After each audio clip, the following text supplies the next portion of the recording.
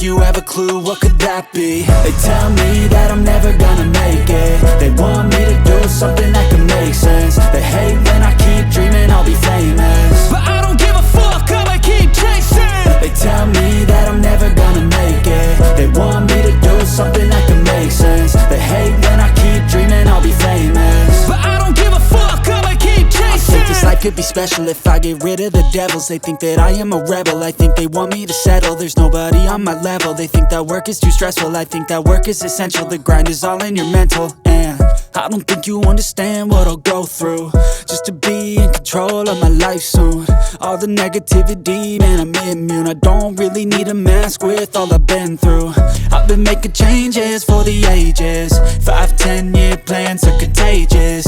I attack that shit, I'm tenacious. And if you ain't, get the fuck out of my way then. Got one life, I won't regret it. I will fight until I get it. I'll look back one day from heaven and say, damn, I learned some lessons. And say, damn, I have no questions. I had fun in every second and the journey was a blessing, yeah. They tell me that I'm never gonna make it. They want me to do something